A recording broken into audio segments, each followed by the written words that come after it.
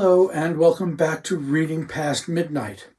I'm your host, Ron Rutstein, and I'd like to welcome you. Today we're going to be discussing The Kindly Ones by Jonathan Littell. This is, from the thickness you might guess, the first book that I'll be covering in the VLB, the Very Long Book Project. It comes in at a whopping 965 pages. The print is not overly large, but it does fill up all the pages, so they're not trying to make it look larger than it is, as some books seem to do these days.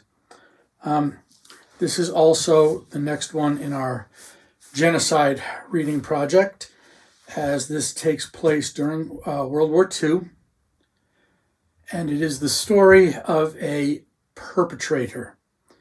There are not too many novels that deal with the perpetrators of the violence of the Holocaust.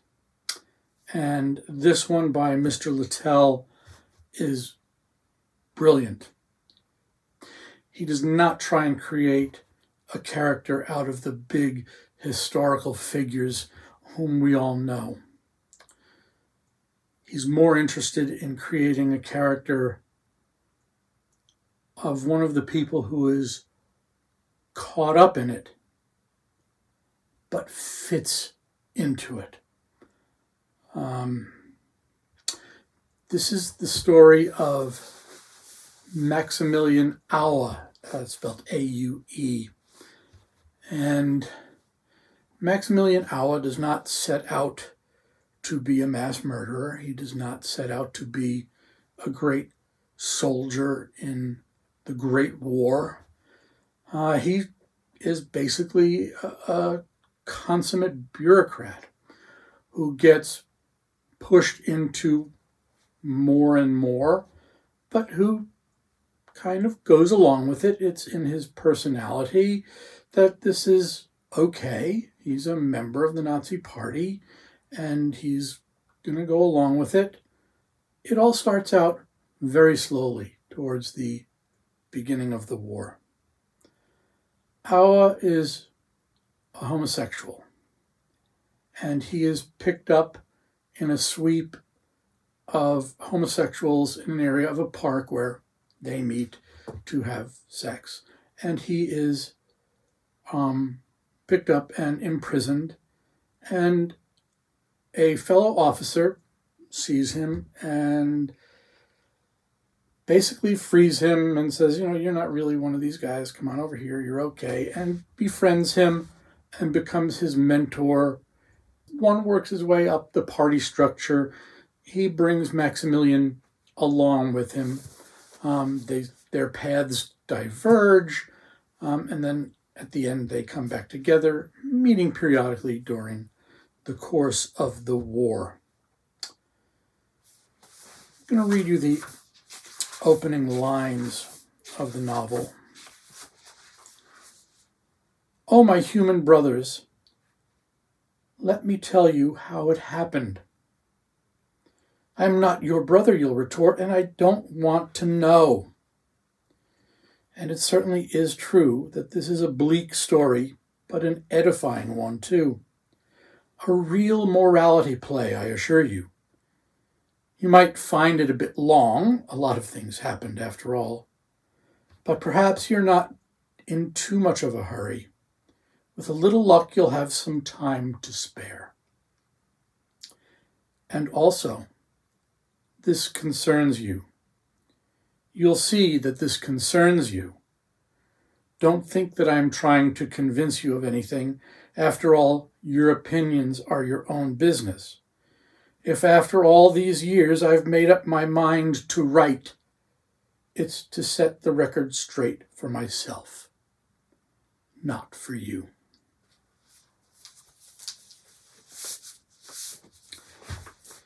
The kindly ones of the title refer to the Greek Furies, that is, the Furies of ancient Greece, the ones who sat in judgment of Orestes. And there are certain similarities in the life of Orestes and the life of Maximilien Aue. And after going through the ups and downs of his life and the ups and downs of the war, he feels, excuse me, he feels the Furies catching up with him. Maximilien Aue takes on the life of a bureaucrat in the war, finds himself in various positions, and finds himself taking on a more and more active part in the military occupations of Eastern Europe and the extermination of the Jews, eventually winding up in Auschwitz for a bit. You see him at one point in Stalingrad. After that, you see him in Auschwitz.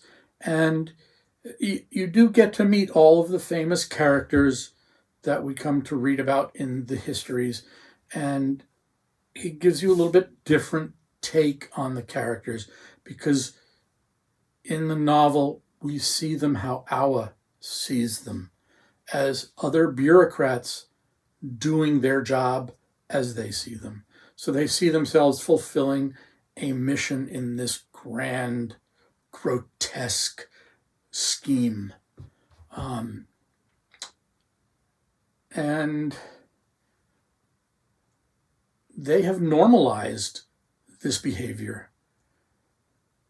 And that's part of what Littell is trying to tell us through the character of Aue, that at some point this behavior becomes normalized for a lot of people who are participants, but not necessarily originally willing participants. Once you get started on the course, how do you get off it? How do you stop the machine once it's started rolling forward? This is a difficult read. It's not the kind of book that you're going to sit down and plow through as a fast-moving novel. It's going to read like maybe a War and Peace reads. You're going to read a bit, you're going to put it down, you're going to read a bit more, you're going to put it down. Unlike a War and Peace, there is a more modern descriptive passages of what's going on. So you're going to have much more realistic descriptions of the grotesque parts of a soldier's life in battle. The soldier's life in Stalingrad as the Germans started to lose and they didn't have the supplies or medical care necessary to take care of their own soldiers. You'll see the Holocaust from the perspective of the bureaucratic perpetrators, the people who are trying to meet quotas set upon them by bureaucrats higher above and in Germany, who are feeling the pressure to meet these numbers, and how it becomes a numbers game, a game of efficiency rather than a game of lives. It can be deeply, deeply disturbing. One of the critics on the back, one of the quotes says, "A new War and Peace. Never in the history of French literature has an early work been so ambitious, so masterfully written, so meticulous in its historical detail, or so serenely horrifying." And that's true. There are parts of this novel that are going to horrify you as a general reader. So just be aware of that when you step into this novel, and be prepared for what you're going to see and read about. I think most people going into a novel like this are aware of what they're getting themselves into. The novel jumps back and forth between the bureaucratic military life and Aue's familial life. And his family life is pretty screwed up, as you might imagine, it being loosely based on the life of Orestes, who was guilty of matricide. And Orestes, remember, revered his father, Agamemnon, who was killed by his mother when he came home from the Trojan War, who she had taken on a lover, and her husband had gone off to bring back Helen, was gone for 10 years and expected to come home to everything being the same, and that didn't quite happen. Aue's family life is loosely paralleled on that. He's got the sister, and Orestes had the sister, of course. And Orestes did kill his mother and revere his father, and Aue kind of has this reverence for this absent father. We don't know if he's quite dead or not. And there are others in the story that he runs across who knew his father and kind of had this obscure reverence for him as well as a soldier. And that kind of plays into the story on and off a little bit. So we get that interplay between this family life that doesn't really play a part, but kind of does in a few places.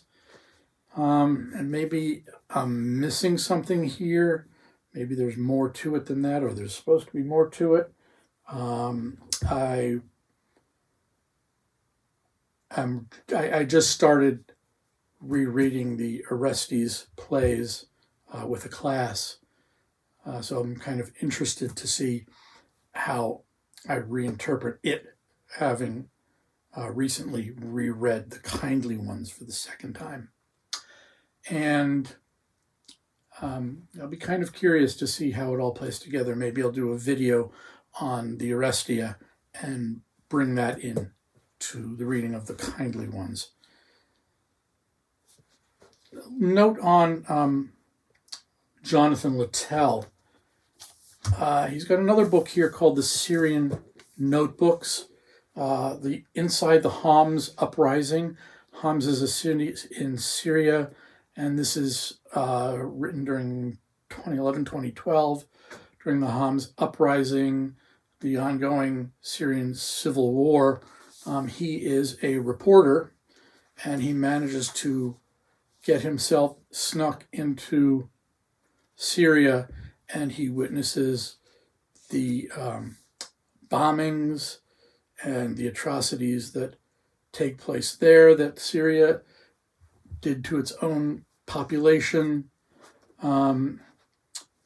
This is also, this is reporting. This is not fiction. This is historically accurate as a reporter in there. This is very journalistic writing. And you'll see it's kind of a theme with him, this theme of the horrible way that human beings treat each other. And his way of doing something about it is trying to enlighten us about it. Unfortunately, neither he nor anyone else is having a lot of success in addressing these issues. I don't pretend that this little channel will have much of an effect either, but one can hope. Maybe the word will spread a little bit. The world is not becoming a kinder and gentler place.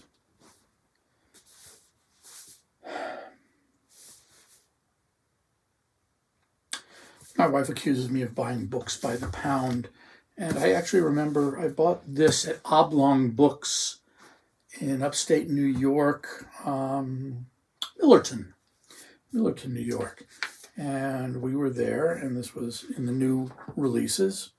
I looked at it, and of course I was drawn to it by its heftiness. Anytime I see a book like this, I automatically go to it and look to see if it would be something that would interest me. And of course, this interested me. And I read it for the first time back when this came out. This was 2009. First edition, that'd be first U.S. edition. Kindly was 2009 English language translation. Copyright 2009 Charlotte Mandel.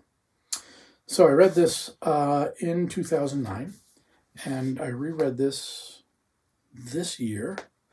And I shouldn't say I reread it. I re-listened to it. And that's something that I do. A lot of times when I want to revisit a book, I will listen to it in the car on Audible or on one of the other softwares just to get a different perspective on it. And also, if I pull out a book and I'm going to spend time reading a 1,000-page book, that takes away from my reading other new books. So using Audible and listening to it, it gives the author another set of royalties for.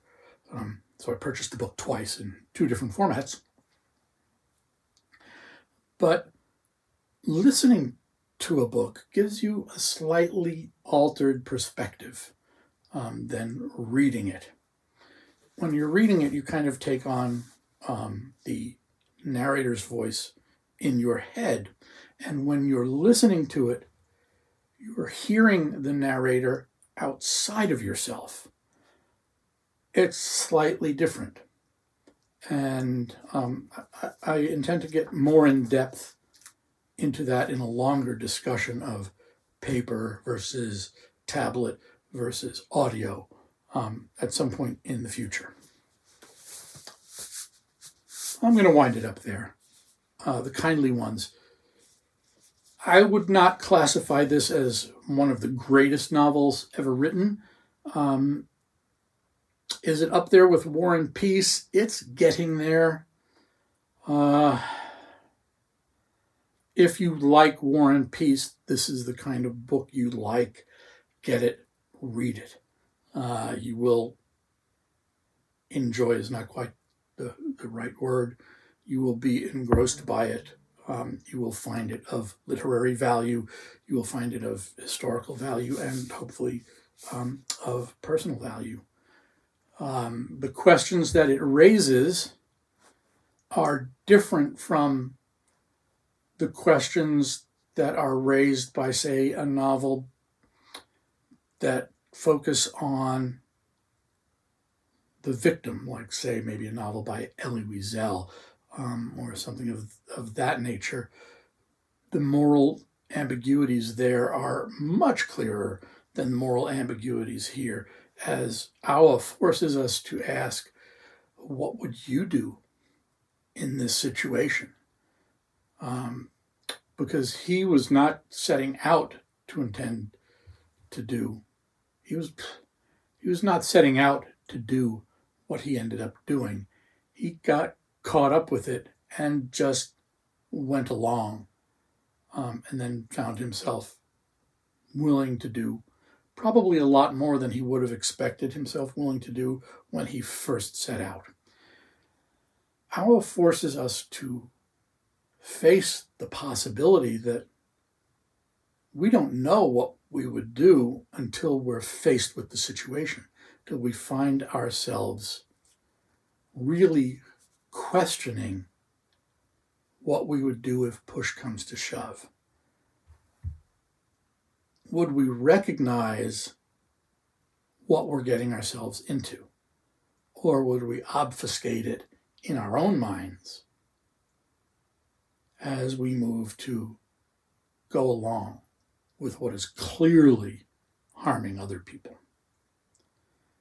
Very important question in the modern world, as so many countries, including ours, are moving more and more towards